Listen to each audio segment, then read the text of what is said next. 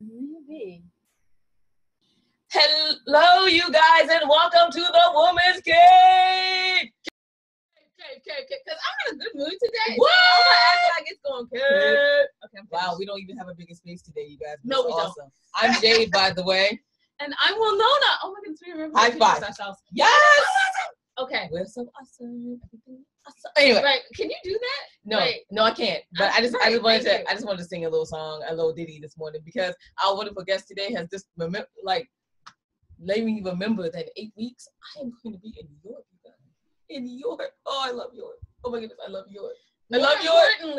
More importantly, I'm gonna be in Greece. More importantly, I'm gonna be in Greece. But that's the vacation section of my time in Europe. Why are we in Europe? Oh, anyway, yes, because we wrote these wonderful books with 11 other ladies. Did you do a segue?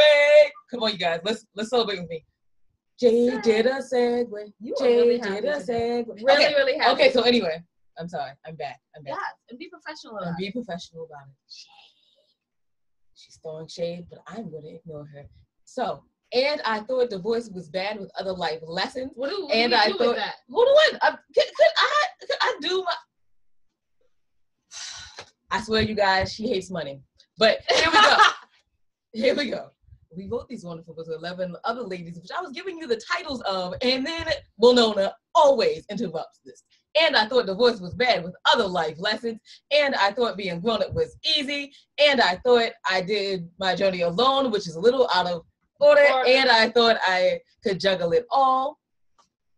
And I thought I had it all figured out. A fiction, you guys. Now, you know, like I know, when you think you have this thing called life figured out.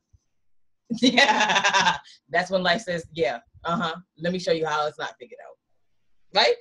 And so does it. So all of those books available on Amazon.com, BarnesandNoble.com, and WeThought.com, because you can always check out what we're doing, the ladies. And also remember that the ladies have a heart. So when you go on AndWeThought.com, please hit the ladies page and look at the charities that we support at the bottom of our page.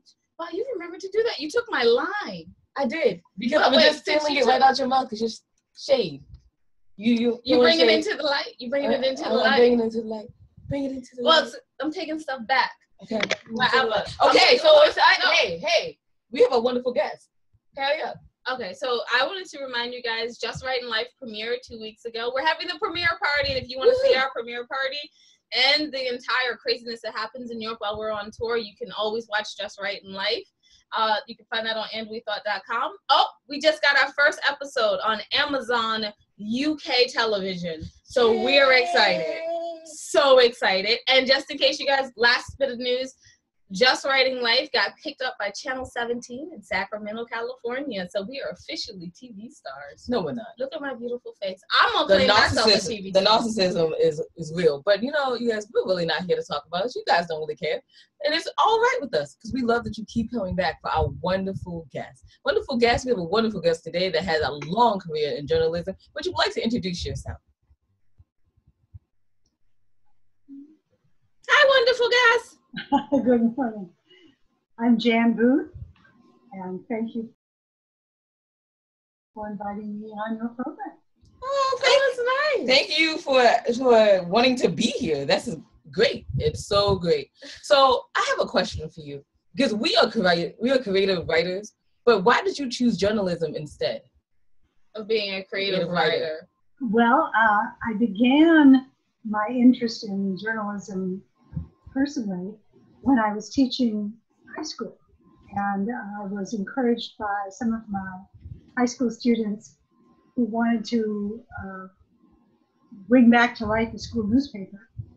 There was none at the time, and so I agreed to be their advisor, and they were passionate and involved and did all kinds of investigative journalism in the high school and figured out all kinds of fascinating articles, and I worked with them for a few years. After I retired from teaching, I started doing my own writing for publications locally and a few articles for publications that are throughout the Atlantic coast region. Wow. See, I told you guys, accomplished journalist. And she answers questions so well. I know. So amazing. It's like you're answering them like a journalist would expect an answer. Yes. So you wrote a local book. I know you guys maybe don't know that we are in the DC area, actually in Annapolis. And none of you actually know where that is. So, I know. right. We'll think Naval Academy. All right. Well, everyone else that's like in London and everything that watches this, so think Naval Academy in the USA. Yeah, that. So not the Drury Rainey. Not in London. But also, she wrote a book about this local area, and it's the local area of Crofton. So how did that subject pique your interest? Oh, and there's the book, you guys. Well done. We didn't even have to ask. Well done. Most people, we have to be like, do you have the book? And they turn around, look at their bookshelf.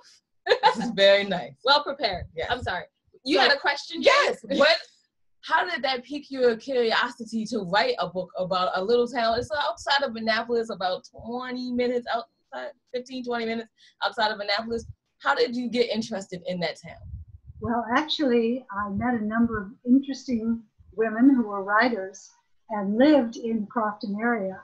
And one of them, a woman by the name of Mildred Anderson, who does a great deal of writing. Perhaps you know her. She writes articles and does a lot of painting. Suggested that I contact a publisher. The Visions of America is published by National Press, and they do books on all different cities across the nation. Didn't have one in Crofton. So I was in touch with the publisher and Arcadia Publishing. And they said, absolutely, we would love a book about Crofton. There was one other book by Professor Brown who wrote about the history of Crofton. But the book that I put together was more a compendium of visual history of Crofton through photographs and family albums and different visual historical documents. So it was fun talking with people, as I'm sure you find, talking with people about their experiences and collecting their pictures and sharing their stories through the book.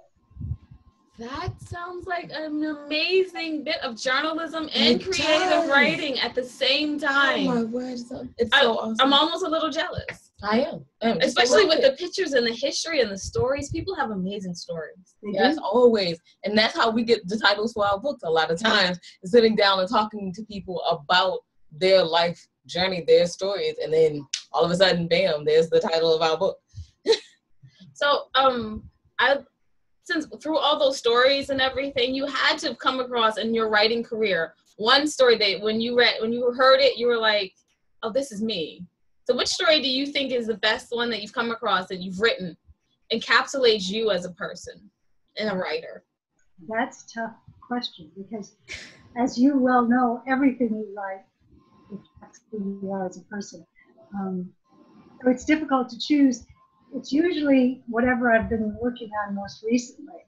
And my most recent work is published in What's Up Annapolis. Oh, awesome.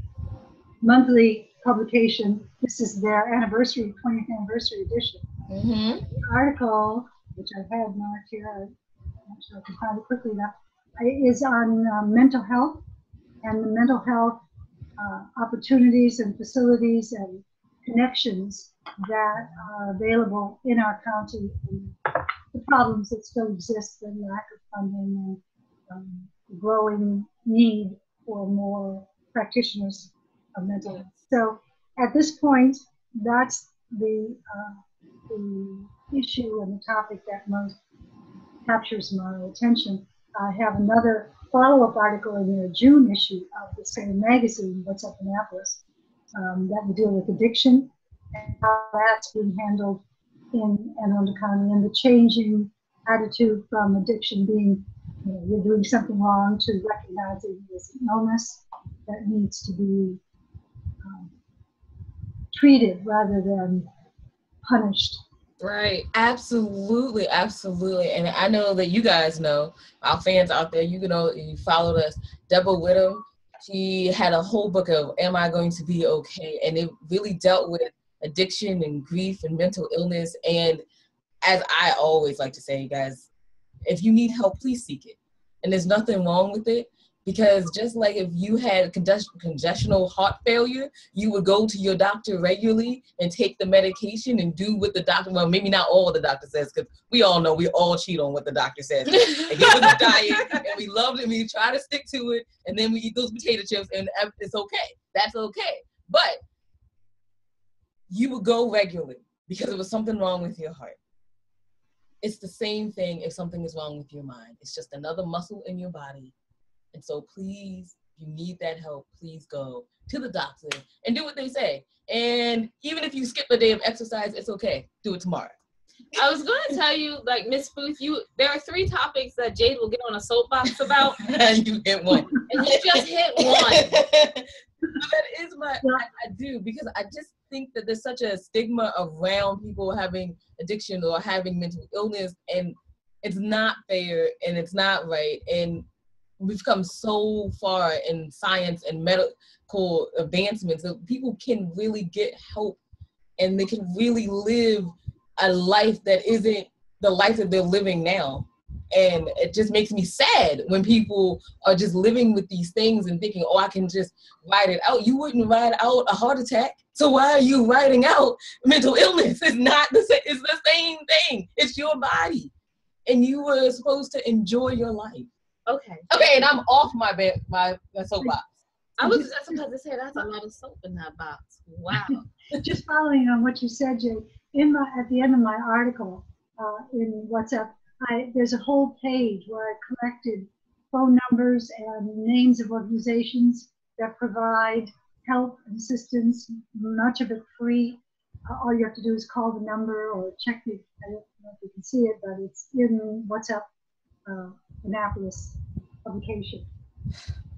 Thank you so much for that. Yes, you guys, so please go check that out, because I know that I am excited for that. I was going to say, and the other subject that's near and dear to her heart was the whole addiction thing as well. So, yeah, I was concerned when you hit both. I was like, how long will the soapbox speech be? You know what? She made us went out and researched to write a poem about that. Yes, I did. But anyway, let's move on to the next question, because this is about you, not us. It's not about us. So, where can people contact you? Well, they can contact me on my blog, which is open-line.org, or at janicefbooth@gmail.com. Those are the 2 best means of reaching me. But I wanted to say to your point about this isn't about me, this is about you or whatever. I think when women who are concerned about each other and about the well-being of the people we love get together and start talking, we're all talking the same language. It's not your soapbox or my soapbox. We just want the best for everyone around us, and it comes through in what you're saying about this. It does. It's just that she has about 4 causes that she's very animate about, and she literally spends a lot of her time throwing a lot of her resources and our tiny bit of fame, minuscule bit of fame behind all of those things as fast and as hard as she possibly can. See, I only have 1. And no one ever hits on that 1. So, unless it's a charity, they never do. So. Which is what? Huh? What is your soapbox? What is your concern? Financial and emotional abuse. Whoa. That is her soapbox. It's my soapbox. I'm never on it. When I am, I cry. So I try to stay off of it. Well, we are on that box, as I said, about the ladies, and how if you go to the bottom of the page, you will see those charities that we support, and they do deal with that. And how was it writing that article about mental illness? I mean, I know when I talk about it, I always get goosebumps. I always want to cry, because I think about the people in my life that I knew that had mental illness and went untreated for so long because of the stigma, but now they are treated, so we're very excited for them. But how was it to write that article? It was very, well, as you probably know, there's like a 6-month lag between the time the editor takes the article and it actually appears in print. So I've had lots of time to reflect and to think about what I wrote at that point and what's going on now. And I'm happy to say that at least in Arundel County, in Minneapolis, there's more attention, more concern every day for the well-being of folks with mental illness.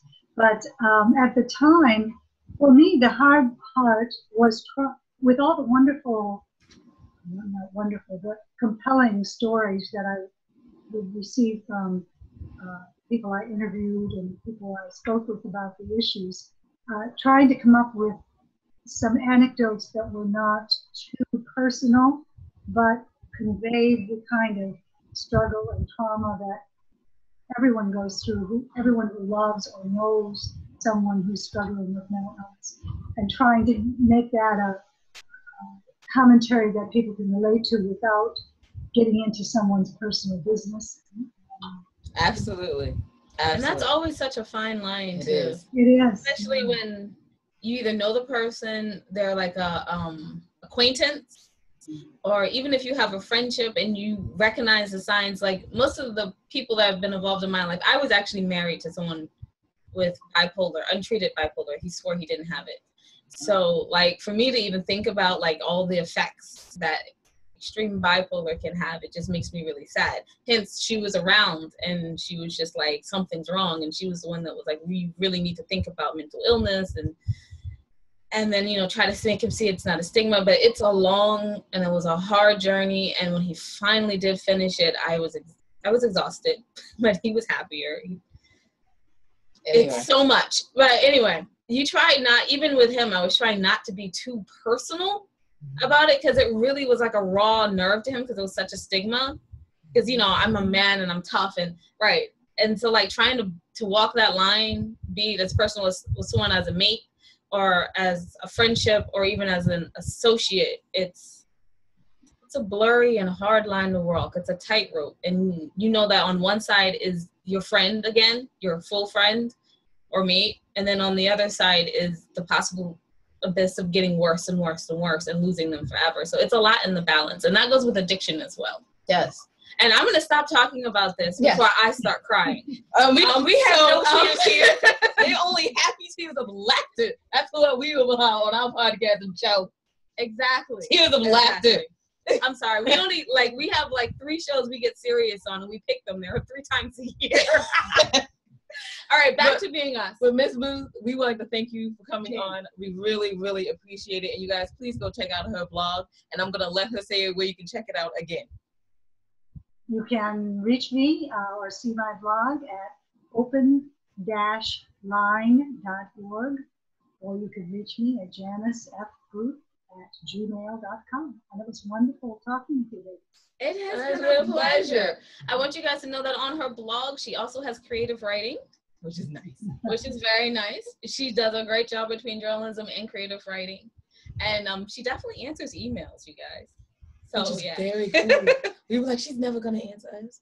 She doesn't even know who we are. But she did. But she did answer it, so it was wonderful. And again, we thank you for being on. And I am Jade. And I am Winona. She's going to wrap this up. I am. And I would steal it from you, but I'm bad at it. You're really bad at it. And we are 2 of the 11 ladies of the And I Thought ladies. And we have written the And I Thought series. Also, And I Thought Divorce Was Bad with Other Life Lessons. And I Thought Being Grown Up Was Easy. And I Thought I Could Juggle It All. And I Thought I Did My Journey Alone. And I Thought I Had It All Figured Out. Fiction episode 1. That's in case we ever get famous enough to have our own TV show. I've already written the script. Anyway. Says Winona the Narcissist, #Willism. Oh, you guys, it has been a pleasure for you guys to join us. And just remember that wisdom is all around you if you're open to finding it and accepting it. Oh, you did it right again? Number 5! High five, you guys. So peace and love. From Winona and Jade. Bye-bye, you guys.